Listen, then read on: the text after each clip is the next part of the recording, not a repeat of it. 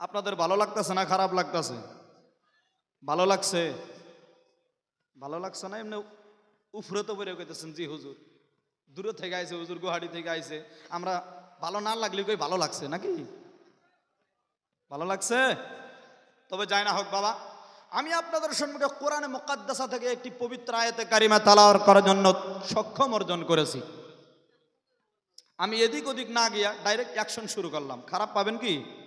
অনেক কথাই বলার ছিল, কিন্তু সময়ের স্বল্পতা আমি কিছু কথা রেখে গেলাম।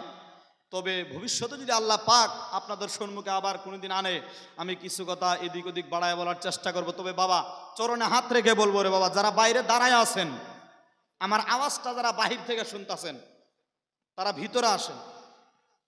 কারণ ভিতরে এসে যদি শুনেন তার সওয়াব বেলেগ, বাহির থেকে যে দাঁড়ায় দাঁড়ায় শুনতেছেন তারও সওয়াবটা বেলেগ। তো তাই বলবো বাবা, জলসা শোনার জন্য আসছেন, একটু কষ্ট যদি না করতে পারি, আমরা কিসের মুসলমান? আমরা কিন্তু নামে ঠিকই মুসলমান, কিন্তু কামের মাধ্যমে একদম জিরো। কামে কি আমরা একদম জিরো? হ্যাঁ, একদম জিরো। যুবকরা তো হয়ে গেছে হিরো। হ্যাঁ, যুবক ভাই আসাও না নাই? যুবকেরা একটা হাত উঁচা করে আমাকে দেখায় দেন, কারণ আমি একটা যুবক। এবার যুবকের সাথে মুরব্বী বাবারা হাত উঁচা করেন তো দেখি। সবাই পড়েন ইয়া রাসূলুল্লাহ। নামান। আল্লাহ পাক আমাদের এই স্লোগানকে কবুল করুক, সবাই পড়ি আমিন। আল্লাহ রাব্বুল আলামিন পবিত্র কোরআনে কারীমের মাধ্যমে বলেন, আলিফ লাম মিম রা কিতাবুন আনজালনাহু ইলাইকা লিতুখরিজান নাসা মিনাজ যুলুমাতি ইলান নূর। আমার আল্লাহ রাব্বুল আলামিন বলেন, আলিফ লাম মিম রা, তামাম গোটা বিশ্ববাসী মুসলমানের মুখে, শুধু মুসলমানের মুখ নয়, আমার আল্লাহ রাব্বুল আলামিন গোটা মানব মণ্ডলের মুখের মাধ্যমে চ্যালেঞ্জ উপস্থাপন করেছেন। ও বান্দা, তোমরা শোনো, দুনিয়ার জমিনে তোমরা কত ধরনের ভাষা শিখেছো রে বান্দা। কত ইংরাজি পিএইচডি করছাও, হিন্দি ল্যাঙ্গুয়েজের মাধ্যমে কত ধরনের পিএইচডি করছাও রে বান্দা। একজন মানুষ চাইলে সমস্ত ভাষাই শিখতে পারে, একজন মানুষ ইচ্ছে করে সমস্ত ভাষা বুঝতে পারে, কিন্তু আমার আল্লাহ রাব্বুল আলামিন পবিত্র কোরআনুল কারীমের মাধ্যমে কিছু ভাষা এমন করে বয়ান করেছেন, যেই ভাষার অর্থ আজও পর্যন্ত পৃথিবীর জমিনের কেউ করতে পারে নাই। বলুন কথা ঠিক না বেঠিক? আমার আল্লাহ বলেন, বান্দা, ও বান্দা, তোমরা শুনো, আমি আল্লাহ পাক কোরআন কারীমের মাধ্যমে কিছু শব্দ এমন পয়দা করেছি, নাজিল করেছি রে বান্দা, তোমরা চাইলেও তাও ট্রান্সলেশন করতে পারবা না, তোমরা চাইলেও সেই শব্দগুলোর অর্থ করতে পারবা না।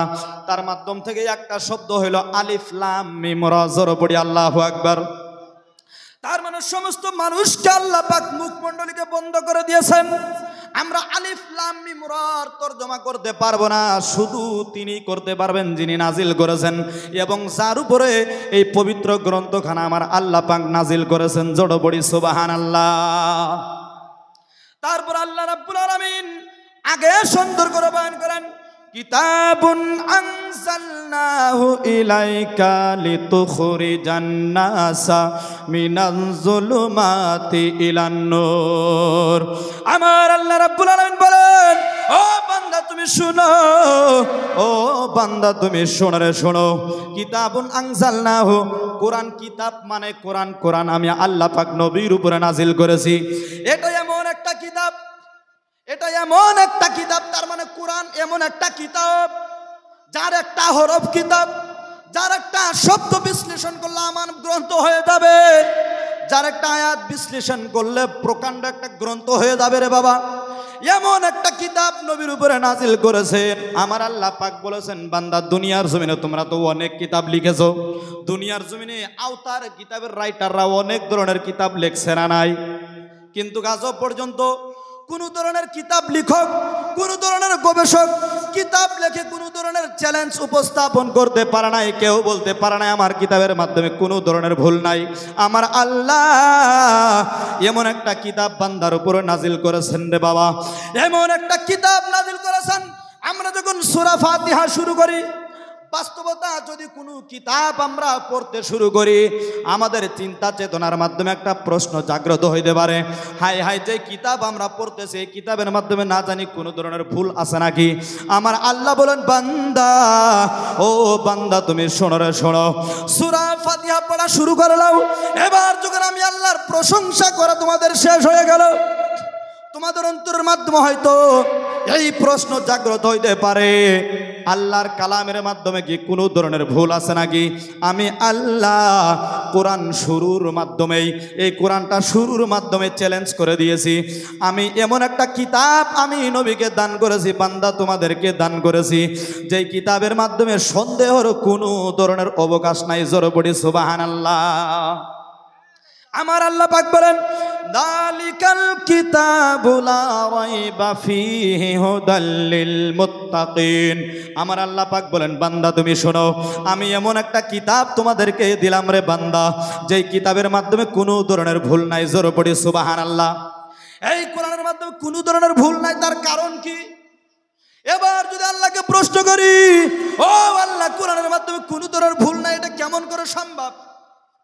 আমার আল্লাহ পাক বলেন, বান্দা তুমি শোনো, ও বান্দা তুমি শোনো রে শোনো, আমি আল্লাহ যে কিতাব নাজিল করেছে এটা দুনিয়ার জমিনে কেউ বানাই নাই। যে কিতাবের মাধ্যমে ভাষা, যে কিতাবের সাহিত্যিক, যেই কিতাবের বর্ণনা, যেই কিতাবের গ্রামার দুনিয়ার জমিনে কেউ ফিটিং করে নাই।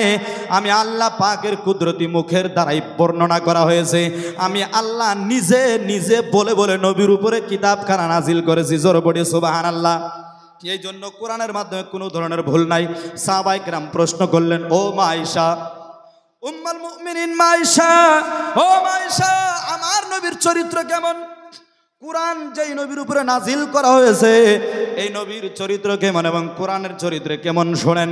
সাহাবায়ে কেরাম প্রশ্ন করলেন, মা আয়েশা বলেন, আমার নবীর ব্যবহার চরিত্র কেমন পেয়েছেন আপনি আমার নবীর সাথে বিয়ে হওয়ার পর? হযরত মা আয়েশা বলেন, সাহাবা তোমরা শুনো, ও সাহাবা তোমরা শোনো রে শোনো, তোমরা কি কোরআন পড়ো না? তোমরা কি কোরআনের মাধ্যমে কোনো ধরনের ভুল পেয়েছো? এবার সাহাবায়ে কেরাম বললেন, ও মা আয়েশা, কোরআনের মাধ্যমে কোনো ধরনের ভুল পাওয়া যায় নাই। এবার আয়েশা বললেন, ও সাহাবা তোমরা শোনো, যেমন করে কোরআনের মাধ্যমে কোনো ধরনের ভুল পাও নাই, যেমন করে কোরআনের মাধ্যমে কোনো ধরনের গলতি নাই, যেমন করে কোরআনের মাধ্যমে কোনো ধরনের সন্দেহ নাই, তেমনভাবে তোমার নবীর চরিত্রের মাধ্যমে কোনো ধরনের সন্দেহ নাই। জোরে পড়ি সুবহানাল্লাহ। এবার যদি আমরা আল্লাহকে প্রশ্ন করি, আল্লাহ, ও আল্লাহ, আপনি বলেন কোরআন কেন নাজিল করেছেন? আল্লাহ, আল্লাহ, কোরআন আপনি বান্দার উপরে কেন নাজিল করেছেন? এবার আমার আল্লাহ ডাক দিয়ে বলে, ও বান্দা তোমরা শুনো, এই প্রশ্ন আমি আল্লাহকে না করে তোমরা কোরআনকে প্রশ্ন করো। আমরা যদি কোরআনকে প্রশ্ন করি, কোরআন, ও কোরআন তুমি বলো দুনিয়ার জমিনে তুমি কিসের জন্য আসছো? এবার কোরআন এই প্রশ্নের জবাব সুন্দর করে দেয় রে বাবা। কোরআন বলতেছে, লিতুখরিজান নাসা মিনাজ যুলুমাতি ইলান নূর। জোরে পড়ি সুবহানাল্লাহ। কোরআন বলতেছে, ও দুনিয়ার মানুষ তোমরা শুনো, তোমরা তো অন্ধকারের জমিনে, তোমরা তো অন্ধকারের জামানার মাধ্যমে ডুবে আছো। যেই দুনিয়ার মাধ্যমে তোমরা গিয়েছো, এই দুনিয়ার মহাব্বত পড়ে, দুনিয়ার মায়ার মাধ্যমে গিয়ে তোমরা আল্লাহকে ভুলে গিয়েছো, তোমরা নবীকে ভুলে গেছো, তোমরা নামাজ বাদ দিয়েছো, সব কিছু বাদ দিয়েছো, তোমরা অন্ধকারের মাধ্যমে ডুবে গিয়েছো। আমি কোরআন একমাত্র বান্দাকে পঞ্চবসিত অন্ধকারের মাধ্যম থেকে টেনে টেনে বান্দাকে আলোর রাস্তার দিশা দেওয়ার জন্য আমি কোরআন দুনিয়ার জমিনে নাজিল হয়েছি। জোরে পড়ি সুবহানাল্লাহ। এই কোরআন আল্লাহ পাক দুনিয়ার জমিনে কেন নাজিল করেছেন? আর এই কোরআনের শিক্ষা কোথায় দেওয়া হয় আপনারা বলেন তো দেখি, কথা বলেন। মাদ্রাসা এবং মাকতব, মাদ্রাসা এবং, আপনাদের গ্রামে তো মাদ্রাসা আছে। আমি মনে করি আজকে যেই জলসাটা দিয়েছেন আপনারা মাদ্রাসার উপলক্ষেই দিয়েছেন, কথা ঠিক না ব্যাঠিক? আমি কিন্তু এককালে মাদ্রাসায় পড়াশোনা করছি। আপনারা বোধহয় ভাববেন যে হুজুর আমরা তো কোনোদিন আপনাকে দেখি নাই, যদিও কেউ দেখছেন আমাকে চিনতেছেন না। আমি একবার বাঁশের নাকলা মোড়া আসিলাম, এই মাদ্রাসায় আমি পড়ছি এককালে। এই মাদ্রাসার ছাত্র, আজকে আমার কপাল ভালো যে এই মাদ্রাসায় পড়ে আমি বিদেশ গিয়ে মৌলানা টাইটেল দিয়ে এসে আমি আজকে সেই মাদ্রাসার জলসাতে স্টেজে বসে ওয়াজ করতেছি, সুবহানাল্লাহ পড়বেন না? আপনারা নিয়ত করেন আপনার ছেলে মেয়ে আপনার সন্তানকে মাদ্রাসা পড়াবেন, এককালে দেখবেন আপনার সন্তান এমন করে মৌলানা মুফতি হয়ে এসে স্টেজে বসে সুন্দর করে ওয়াজ করে আপনার চোখের পানি বাইর করে দিব, সুবহানাল্লাহ পড়েন। কিন্তু আজকে তো আমাদের মাঝে শিক্ষার এত দুর্বলতা, শিক্ষার মাধ্যমে কোনো ধরনের চাহিদা, কোনো ধরনের চাহাত নাই। মানুষ মূর্খর মাধ্যমে, যেমন ফেরাউনের জামানা ছিল, ফেরাউন তো একটা বাদশা ছিল। ওই ফেরাউন কি করছিল জানেন? 2 বছরের জন্য মাদ্রাসা, মসজিদ, কলেজ সব বন্ধ করে দিয়েছিল। তার কারণ যাতে মানুষ সব মূর্খ হয়ে যায় আর আল্লাহকে যাতে সব ভুলে যায়। আজকে আমাদের পরিবেশ একই রকম। আমাদের গ্রামে যদি কোনো মাদ্রাসা থাকে, আমাদের গ্রামে যদি কোনো মক্তব থাকে, মানুষের চাহিদা, মানুষের লোভ লালসা, মানুষ মনে করে যে এটা আমাদের একটা ইনকাম সোর্স। এই মাদ্রাসা দিয়ে যাতে 2টা টাকা আমরা উপার্জন করতে পারি, এই কথাই কিন্তু সাধারণত মানুষ অনুভব করে। কথা ঠিক না ঠিক? কিন্তু না বাবা, এই মাদ্রাসা কাল কিয়ামতের দিন আপনার আমার জন্য নাজাতের জরিয়া হয়ে যাবে যদি আপনি খালিস নিয়তে, সাফ অন্তর দিয়া যদি মাদ্রাসার গোলামি করতে পারেন। আর ওই মাদ্রাসায় যদি দ্বীনি শিক্ষা, তালিম, কোরআনের তালিম, হাদিসের তালিম দিয়া যদি মাদ্রাসাটাকে তা কিয়ামত টিকায়া রাখতে পারেন, আল্লাহ পাক দেখবেন এই মাদ্রাসার বরকত সারা সমাজের মাধ্যমে ফেলায় দিব। জোরে পড়ি সুবহানাল্লাহ। এই মাদ্রাসার খেয়াল আপনারা সবাই রাখবেন। ও যুবক শুনো, তোমরা তো মাদ্রাসার খেয়াল কমই রাখো। যুবকের কিন্তু উচিত যে মাদ্রাসার খেয়াল রাখা, কারণ মুরব্বি দিয়া তো আর এগুলো কাম হবে না, তারা তো মুরব্বি হয়ে গেছে। ওই যে আমাদের ওখানে একটা দেওয়াই না আছে, উনি বলেন হুজুর বুড়া তো হন না, আপনি কি দিশা পাবেন, কয়েকবার বুড়া হয়ে দেখেন। তে বাবা যুবক, বুড়াদের দিয়া, মুরব্বীদের দিয়া কোনো কাজ আপনারা করায়েন না। হ্যাঁ, তাদেরকে রাখেন, সঙ্গে রাখেন, তারা মুরব্বী, তাদের সিলা, তাদের যুক্তি পরামর্শ আমাদের নেওয়া উচিত। কিন্তু তাদেরকে দিয়ে তো ইটবালি টানাইতে পারবেন না, তাদেরকে তো মাদ্রাসা ঘর অনুষ্ঠিত করতে পারবেন না, তাদেরকে তো কষ্ট কাজ কাম করতে পারবেন না। কথা ঠিক না ঠিক? তো এই জন্য যুবকদেরকে আমি আকুল আবেদন করব, হে যুবক, তোমরা মাদ্রাসার একটু খেয়াল রাখো, মাদ্রাসাটা যাতে ভবিষ্যতে তোমাদের কাল কিয়ামতে নাজাতের জরিয়া হয়ে যায়, এই আশা নিয়ে সবাই মাদ্রাসার খেদমত করবেন। সবাই পড়ি ইনশাআল্লাহ। আর একটু উচ্চ স্বরে পড়ি ইনশাআল্লাহ। আমি বলতেছিলাম রে বাবা, যে মাদ্রাসায় কোরআন শিক্ষা দেওয়া হয়, এই মাদ্রাসায় কোরআন শিক্ষা দেওয়া হয়, এটা কেমন কোরআন বাবা শোনো। এই কোরআনের সাথে যদি তোমার জিন্দেগির সম্পর্ক লাগায় দিতে পারো, এই কোরআনের সাথে যদি তোমার জীবনের তালিকা, তোমার পারিবারিক, তোমার সাংসারিক, সাহিত্যিক, সামাজিক সব নীতি নিয়ম যদি তুমি কোরআন দিয়া বাস্তবায়ন করতে পারো, দেখবা তোমার সমাজের মাধ্যমে, তোমার ঘরের মাধ্যমে, তোমার দেশের মাধ্যমে আমার আল্লাহ রহমতের বৃষ্টি প্রদান করবে। জোরে পড়ি সুবহানাল্লাহ। কারণ কোরআন এমন একটা কিতাব, হযরত ওমর ফারুক, আমরা সবাই নাম জানি হযরত ওমর ফারুক, তিনি কিন্তু শুধুমাত্র ওমর ছিল, তিনি শুধুমাত্র ওমর ছিল রে বাবা।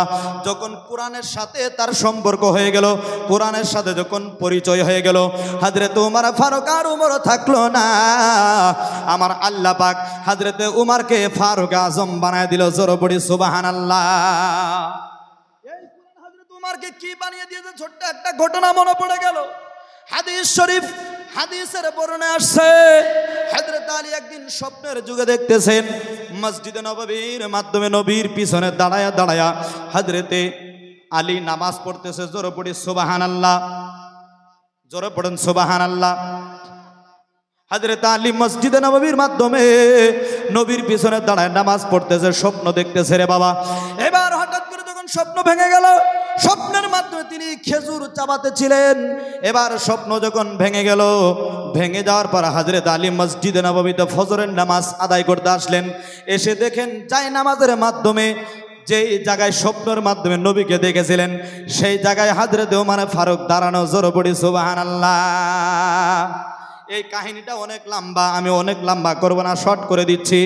এবার হযরত আলী যখন হযরত ওমরের পিছনে নামাজ পড়ে, যখন সূরা তেলাওয়াত করে যখন মসজিদ থেকে বাহির হয়ে আসলেন, এসে দেখেন একজন বুড়ো মহিলা খেজুরের থালি নিয়ে দাঁড়ানো রে বাবা। এবার বুড়ো মহিলা বলে, ও আলী, এই খেজুরের থালিটা নিয়ে একটু ভেতরে চলে যাও, আর হযরত ওমরকে গিয়ে বলো এই খেজুর যাতে সমস্ত সাহাবাদের মাধ্যমে বন্টন করে, এবং তুমিও আলী একটু খায়া স্বাদ নিও, আর আমার বাগানের জন্য তুমি দোয়া করো যাতে আল্লাহ আমার বাগানের মাধ্যমে বরকত দান করে। জোরে পড়ি সুবহানাল্লাহ, দরুদ আল্লাহুম্মা সাল্লি আলা সাইয়্যিদিনা মাওলানা মুহাম্মদ ওয়া আলা আলি সাইয়্যিদিনা মাওলানা মুহাম্মদ। সময়ের স্বল্পতা, আমি ওয়াজ কিছুই করতে পারলাম না, আমি শুধুমাত্র আপনাদের ঘুম ভাঙানোর জন্য আসছিলাম। মেন কথা এটা, আমি কিন্তু বক্তা হিসেবে আহি নাই এনে, আমি বক্তা না, যেহেতু ওয়াজ কাক ওয়াজ কেমন করে করতে হয় আমি এগুলো কিছু বুঝি না রে বাবা। তাই অনেক চেষ্টা করে, অনেক জেহাদ করে, অনেক কষ্টের মাধ্যমে আমি আপনাদের সম্মুখে যাই কিছু কইছি, ভুল ভ্রান্তি কত কিছু বান কইয়া হালাইলাম। আল্লাহ সবাইকে মাফ করুক, সবাই পড়ি আমিন।